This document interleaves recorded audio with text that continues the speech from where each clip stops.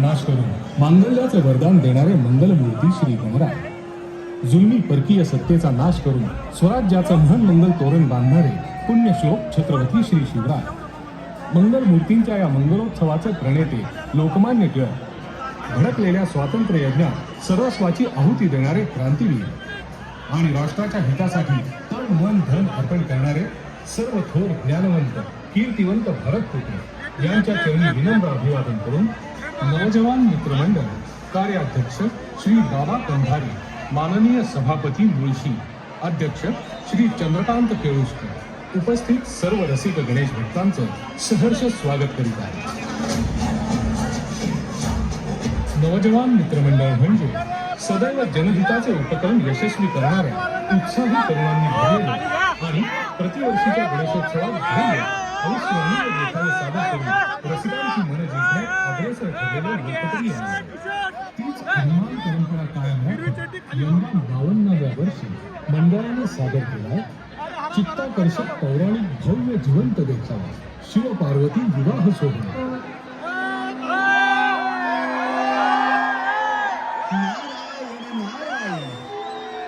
किती युगांनी या पृथ्वी तलावर मी येतो. नारायण नारायण, इथे सगळंच बदललेलं दिसतंय, पण मंडळी येणं भागच होतं मला, कारण हर हर महादेव, हर हर महादेव. अरे मुनिवर, आपण इथे प्रणाम स्वीकारा. हैष्यमान भव. नंदी, तू आणि इथे पृथ्वी तलावर? माझ्या प्रभूंच्या आणि मातेच्या विवाहाची गोष्ट या पृथ्वी तलावरील भक्तांना कथन करण्यासाठी आलोय. तू देखील? म्हणजे? अरे म्हणजे मी देखील त्याच कार्य हेतूने इथे आलो आहे. हा निव्वळ योगायोग म्हणायचा मुनिवर्य. नक्कीच.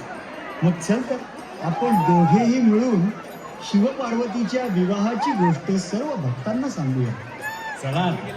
हर हर महादेव, हर हर महादेव. नारायण नारायण.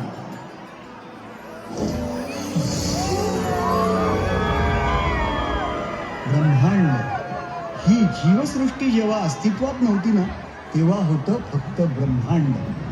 अनेक आकाश गंगांनी समृद्ध असं हे ब्रह्मांड. आणि याच ब्रह्मांडाचा नायक होता एक आदियोगी शिवशंकर, म्हणजेच महादेव. अनंत काळापासून या ब्रह्मांडाचे संचालन करत होते शिव आणि त्यांच्यातच व्याप्त शक्ती. पुढे श्री विष्णू प्रगटले आणि त्यांच्यातून उत्पत्ती झाली ब्रह्मदेवांची. ब्रह्मदेवाने सृष्टी निर्मिली, विष्णूने तिचं पालकत्व घेतलं आणि शिवाने विनाश. पण एकदा शिवाची शक्ती शिवाला सोडून गेली आणि धीर गंभीर झालेल्या माझ्या प्रभूंचं आधार झालं त्यांचं तांडव नृत्य.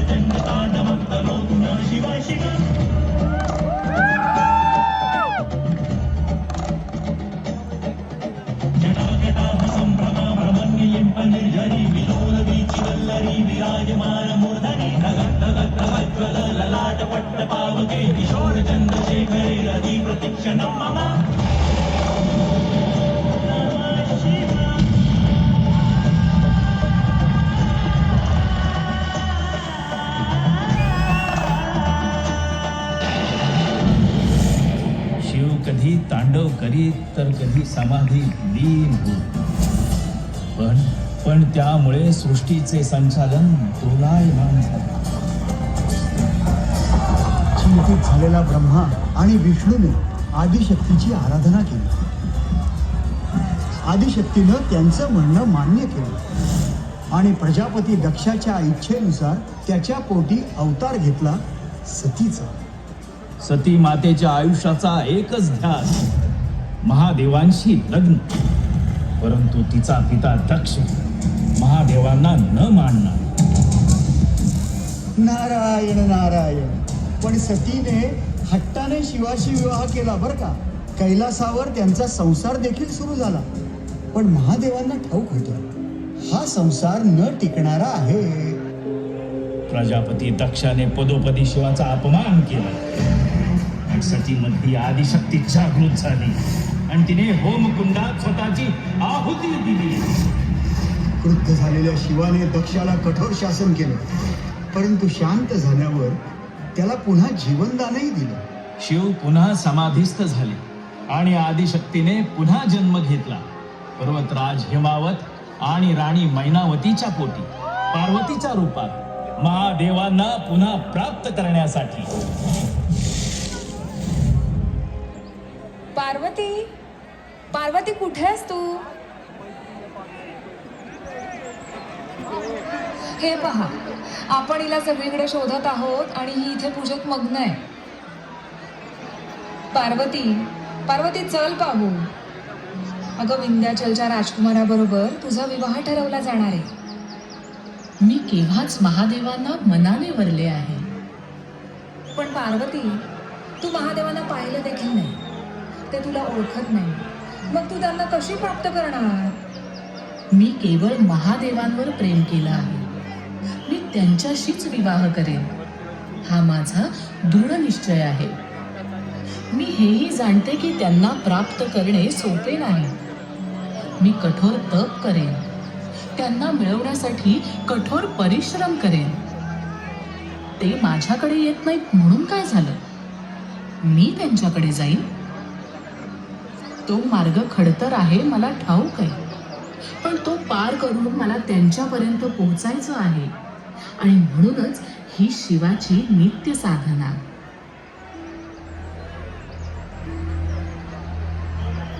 पार्वतीची आई मैनावती पार्वतीला महादेवापासून दूर ठेवण्याचा आटोकाट प्रयत्न करीत होती.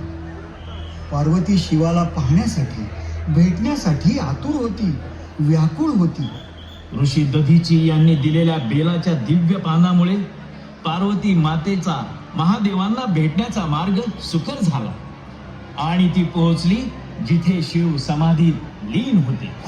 एकेका पावलावर पार्वतीला तिचा पुनर्जन्म आठवत होता.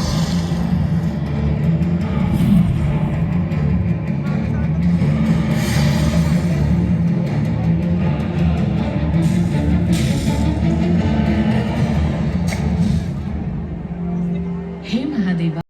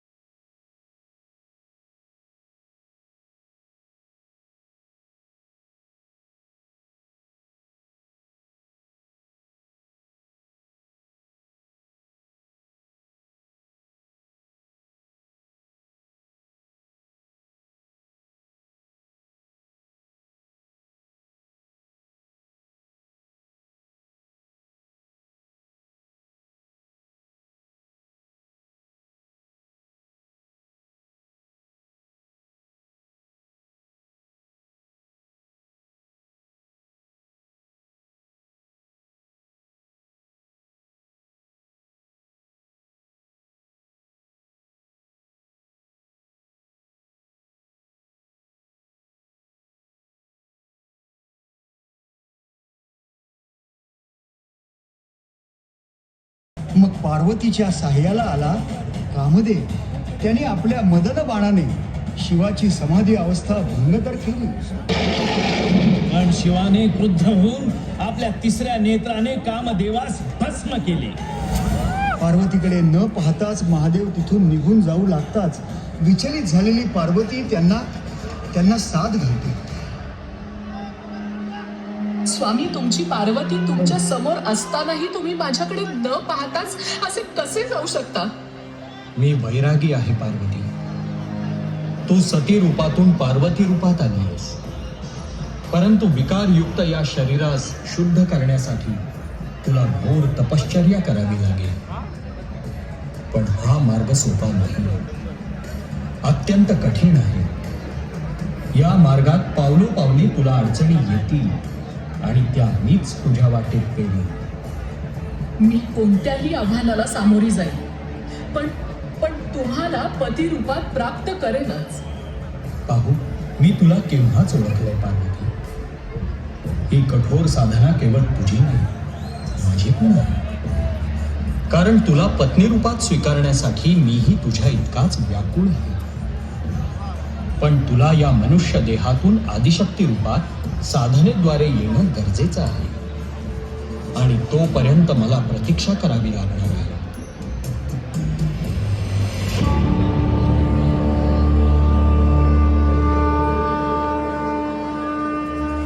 नारायण नारायण.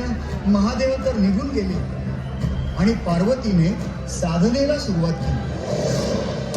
पण इथेच महादेवांनी परीक्षेला प्रारंभ केला. पूजेसाठी पार्वती शिवलिंग तयार करायची आणि ते शिवलिंग गुप्त व्हायचं. आणि मग मातेच्या मदतीस आले तिचे बंधू श्री विष्णू नारायण. नारायण नारायण. हर हर महादेव, हर हर महादेव. महादेवा, मी तुमची पूजा करीत आहे. मला सफल होण्याचा आशीर्वाद द्या.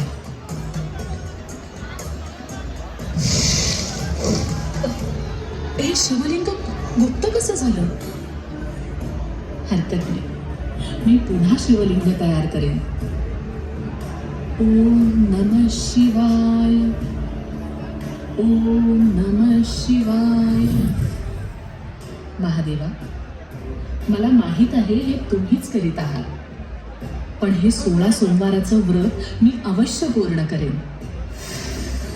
ओम नमः शिवाय, ओम नमः शिवाय, ओम नमः शिवाय.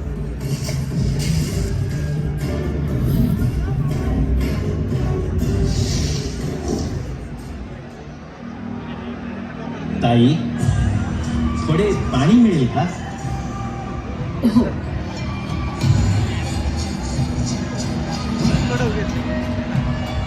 तू शिवलिंग तयार करीत आहेस ना पूजेसाठी? हो, पण ते पूर्ण होत नाही. एक सांगू, मला एक वरदान आहे की मी तयार केलेलं शिवलिंग भंग होत नाही, ते पूर्णच होतं. पण ही साधना माझी आहे, त्यात तुमची मदत मी कशी घेऊ? शिवलिंग तूच तयार करायचंयस ताई. मी केवळ त्यास हात लावेन म्हणजे ते पूर्ण होईल. ठीक आहे.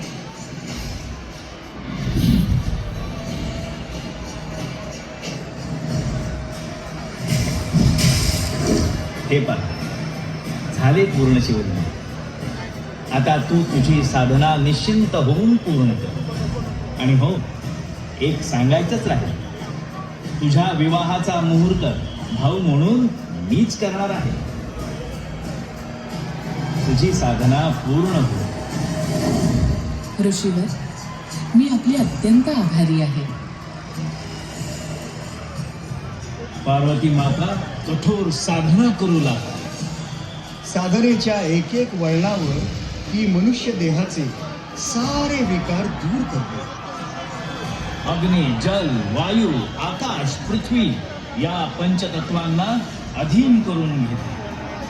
तिकडे पार्वतीच्या या नव्या आदिशक्ती रूपाला पत्नी रूपात प्राप्त करण्यासाठी महादेवही अधीर झाले आहे.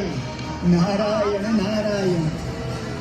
पार्वती मातेची साधना पूर्ण होते आणि तिथे शिवप्रभू प्रकट होतात.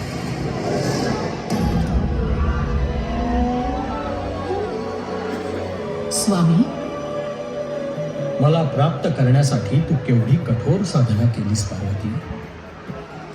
तुला ठाऊक आहे, तुझ्या साधनेचा एक एक टप्पा तुझ्या सोबत मीही पार केला आहे. मला ठाऊक आहे महादेवा, माझ्यासोबत तुम्ही सुद्धा परीक्षा दिली आहे. पार्वती, मी या क्षणी तुझा पत्नी म्हणून स्वीकार करते. ते सर्व ठीक आहे, पण जोपर्यंत माझ्या आई आणि वडिलांची सहमती येत नाही तोपर्यंत आपला विवाह होऊच शकत नाही. मग काय, मुलाकडून विवाहाचा प्रस्ताव माझ्या घरी यायलाच हवा. असंही असतं. असंच असतं. ही रीत आहे आणि ती पाळावी लागेल. ठीक आहे, मी सप्तर्षींना पाठवतो तुझ्या आई वडिलांकडे. नारायण नारायण. मुनिवर, पुढे काय झालं हे ऐकण्यासाठी सर्वजण उत्सुक आहेत. हो हो हो हो, सांगतो सांगतो. सप्तर्षींनी विवाहाचा प्रस्ताव राजा हिमावत आणि राणी मैनावतीकडे नेला. त्यांनी तो सहर्ष स्वीकार केला. तिथी ठरली फाल्गुन मासातील कृष्ण पक्षातील चतुर्दशी अर्थात शिवरात्री. आणि शिवपार्वती विवाहानंतर ही तिथी महाशिवरात्री म्हणून साजरी केली जाऊ लागली. मुहूर्त ठरला, लग्नाची लगबग सुरू झाली. शिवाच्या अंगावर लेपलेलं चिताभस्म हळदीच्या रूपात पार्वतीच्या अंगाला लावण्यात गेलं. आणि आता लग्न घटिका समीप आली. नारायण नारायण. सदैव चौघडा वाजू लागला. कैलासावरून शिवाचं वराड निघालं. भस्म विभूषित महादेव माझ्यावर विराजमान झाले. आणि कोण आलं? श्री हनुमंत स्वतः सूर्यरूपी श्रीरामाला घेऊन आले. देव, सर्प, गंधर्व, विद्याधर इत्यादी देवता जमा झाले. ऋषी, मानवराजे पृथ्वीवर जमा झाले. काळाच्या अधीन असलेले विविध गण म्हणजेच भूत, प्रेत, पिशाच हे कैलासावर जमा झाले आणि निघाली श्री महादेवाची वरात.